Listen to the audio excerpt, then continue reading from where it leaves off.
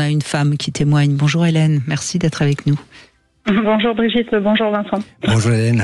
Je réponds parfaitement à la statistique, je crois, parce qu'on est rentré dans cette réflexion à 38-40 ans, tous les deux. Voilà.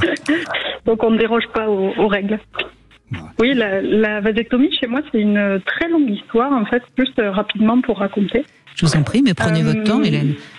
Donc moi, j'ai entendu parler de cette technique-là il y a plus de 20 ans, dans la bouche d'un ami de mes parents qui venait raconter justement qu'il avait rencontré une nouvelle femme et qu'il l'aimait très fort. Il avait déjà un enfant d'un premier mariage. Et bon, quelques années après, ils ont fait un enfant avec cette femme. Et puis, il nous a expliqué que parce qu'il l'aimait très fort et parce qu'elle avait des problèmes de contraception, des trucs comme ça, il était OK pour faire ça. Et que c'était sa preuve d'amour à lui. Alors moi, jeune femme que j'étais à l'époque, franchement... Vous avez trouvé ça magnifique. Incroyable. Ah oui. Vraiment, j'avais dit, ah oui, un homme peut être comme ça, il peut faire ça, c'est magnifique. Parce que voilà, il y a 20 ans, on n'en parlait pas du tout. Et moi, ça m'avait vraiment beaucoup marqué.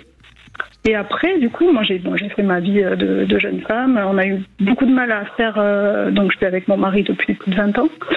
Et on a eu beaucoup de mal à faire notre premier enfant. Donc, moi, la contraception, ça a été un peu compliqué. Puis quand ça s'est arrêté pour faire des enfants, ça a été doublement compliqué parce que, à l'inverse, il a fallu prendre beaucoup d'hormones et des choses comme ça pour aider à la fertilité.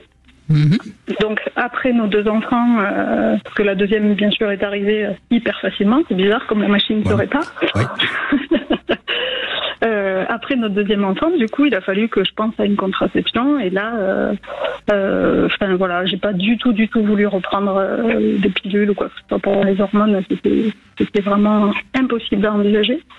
Donc j'ai essayé l'option stérilet cuivre que j'ai vraiment très très mal accepté. Ça n'a pas été concluant du tout. Mon corps ne l'a pas du tout supporté. Et du coup, on a passé quelques années avec pas de contraception du tout et en faisant très attention parce que bien sûr, le gynéco nous avait dit faites gaffe quoi. Oui, oui. La machine est lancée, vous l'arrêtez plus. Donc voilà, on savait très bien qu'on prenait des risques. Et du coup, très rapidement est arrivée cette question-là. Et oui, parce qu'il est important quand même de rappeler que lorsqu'il faut faire vraiment très attention sans contraception, si ce n'est le préservatif, je suppose quand même, le risque d'être enceinte est assez fort. Énorme. D'ailleurs, au Canada, on les appelle daddy. Les gars qui pratiquent ce type de contraception, c'est pas par hasard, on les appelle daddy parce qu'on connaît le taux d'échec du daddy, retrait. Ça veut dire père. Exactement, c'est pour ça. On comprenne bien le jeu de mots, évidemment.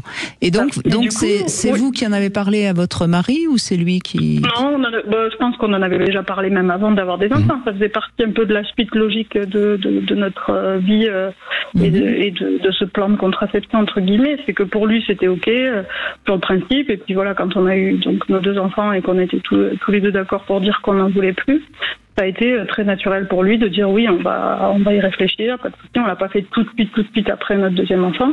Mais voilà, quelques années après, à l'approche des 40 ans, on s'est dit que ça peut être le bon moment. Et juste ce que je voulais ajouter aussi, c'est pour revenir sur ce que vous disiez tout à l'heure, ce qui est marrant, c'est que quand on en parle autour de nous, mon homme, c'est une star, quoi. Oui. Ah oui, ça lui a fait prendre un bonus auprès des copines. Pour elles, celles qui n'ont pas la chance d'avoir un mari qui peut entendre ce genre de choses. C'est drôle ce que vous dites, Hélène.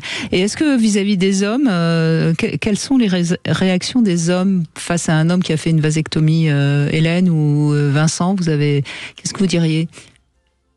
Alors, pardon, Vincent, je prends la parole. Allez-y en premier. Alors, ça dépend desquels, et c'est marrant parce qu'à partir du moment où on commence à dire qu'on l'a fait ou qu'on envisage de le faire ou quoi, on se rend compte qu'il y en a quand même beaucoup qui l'ont fait et qui n'en parlent pas forcément. Donc, ceux qui l'ont fait déjà, bien sûr, ils sont convaincus à 200%.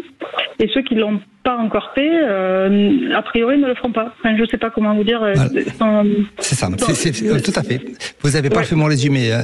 Et d'ailleurs, par rapport à ça, j'ai une anecdote autour de ça. C'est l'ami d'un homme qui a fait sa vasectomie, il était très content. Il est allé voir son épouse, il a dit, écoute, s'il te plaît, ne dis pas à ma femme qu'il a fait une vasectomie, que tu es heureuse avec lui, parce que je suis pas prêt pour la faire et j'ai pas envie de faire la vasectomie, parce que en fait ça crée beaucoup de situations comme ça un peu hilarantes, voire de la jalousie, parce que dans le cercle des copines, hein, vous allez me confirmer Hélène, mais des copines, alors ton mec a fait ça, bah, il y a quand même une espèce de jalousie, de le mec, ah oui, il est un génie, c'est un héros, etc.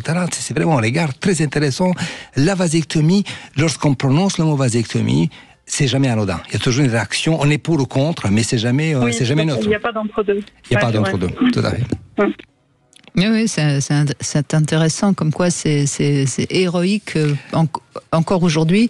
Ça deviendra de plus en plus, je pense, banal au fil du temps. Au Québec, c'est plus du tout un héros, parce qu'il dit un héros avec 3 accouchements, voix basse, la césarienne, le tour des couches, et là, on dit jamais qu'une nana va être une héroïne. Le mec qui fait la vasectomie pendant 5 minutes, une semaine sans éjaculer, de la cryothérapie, c'est un héros, et une nana qui se paye tout ça, voilà. Donc je pense qu'il faut quand même remettre les choses dans une perspective un peu plus égalitaire, on va dire. Oui, mais on est quand même encore dans un pays latin, hein, en France.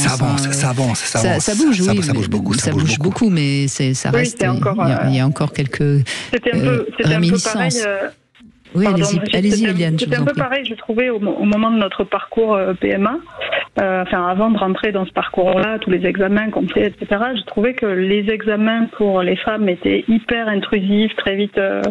On cherche énormément de choses chez la femme avant de se poser la question même de faire un spermogramme sur monsieur. Oui, mais je confirme. Ça m'avait beaucoup choqué à l'époque. C'est encore que après un parcours PMA en échec, on voit les gens après et non pas avant de rentrer un PMA. Et parfois, on a des diagnostics qu'on a. Mais il y a une époque, de toute façon, on répudiait une femme qui ne pouvait pas être enceinte, alors que c'était parfois l'homme qui. Exact, c'est ça. Et on a des exemples dans l'histoire. Eh oui. Mais on avance. Soyons positifs. Merci beaucoup, Hélène, de ce témoignage très positif. Et puis, dans un instant, on va continuer évidemment avec vous sur Sud Radio.